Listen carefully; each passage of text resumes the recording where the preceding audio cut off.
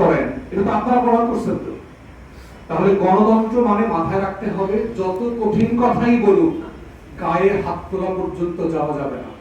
এটা হলো সীমানা। যদি এই রাজনীতি করতে না পারেন, আওয়ামী লীগের মতো নাই হয়ে যাবেন বাংলাদেশ থেকে।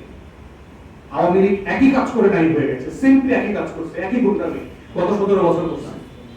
এবং আপনারা যদি মনে করে থাকেন আপনাদের পয়েন্ট স্কোর বাড়ছে, ঝিনাইদহ এটা কইরা, ঝিনাইদহ এমনি আপনাদের ভোটের অবস্থা খুব খারাপ এবং আপনারা সেটা ভুলে গেছেন।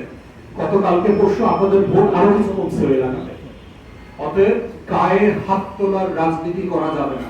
শব্দের রাজনীতি শব্দ দিয়ে করবেন, বক্তব্যের রাজনীতি বক্তব্য দিয়ে করবেন, দ্বিমতের রাজনীতি দ্বিমত দিয়ে করবেন। এর বাইরে গায়ে হাত তোলা, আক্রমণ করা, রক্তাক্ত করা, কাউকে পিটানো, হুমকি দেওয়া, এই রাজনীতি করা যাবে না। এটা বটম লাইন, এটা গণতন্ত্র।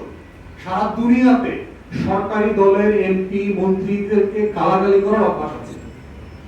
ইংল্যান্ডে একটা পার্ক আছে, হাইড পার্ক। এই হাইড পার্কে স্পিকারস কর্নার নামে একটা জায়গা দেওয়া সরকার করে দিয়েছে, সরকারকে প্রতিদিন গালি দেওয়ার জন্য। এই জায়গাটা সরকারই করে দিয়েছে যে আমাকে যারা অপছন্দ করবে প্রত্যেক দিন আইসা গালি দিবে, এবং ওখানে পুলিশ দেওয়া আছে যারা গালি দিবে তাদের নিরাপত্তা দেওয়ার জন্য। এটা হলো গণতন্ত্র। আপনারা ডিসাইড করতে হবে যে আপনারা কি আওয়ামী ফাঁসিবাদের রাজনীতি করবেন না গণ অভ্যুত্থানের পরে গণতন্ত্রের রাজনীতি করবেন।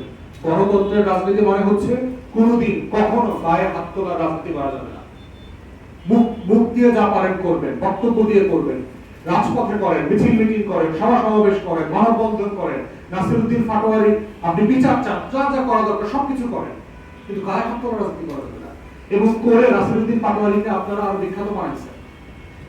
তাকে আপনারা ঘৃণা প্রকাশ করতে গিয়ে জনগণের মধ্যে তাকে আরো বেশি আপনি পপুলার করে দিয়েছেন, কারণ সে যা বলেছে সেটা আপনারা সত্য প্রমাণিত করেছেন। অতএব সেই জায়গায় আমরা বোধ করছি যে এই রাজনীতি সারা বাংলাদেশে যেগুলো চলছে, মহল্লায়, প্রত্যেকটা এলাকায়, পাড়ায়, বিএনপি চাঁদাবাজি, গুন্ডামি, মাস্তানি, মাফিয়াতন্ত্র সব এলাকায় চলতেছে, সারা দেশে চলতেছে।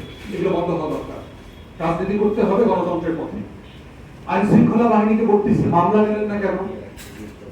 ওখানে গিয়ে রাষ্ট্রের একজন নাগরিক আহত হয়েছে, মামলা করতে চেয়েছে, আপনারা মামলা না নিয়ে নাটকটা কেন করলেন? আপনারা চট্টগ্রামে মামলা নিচ্ছেন না,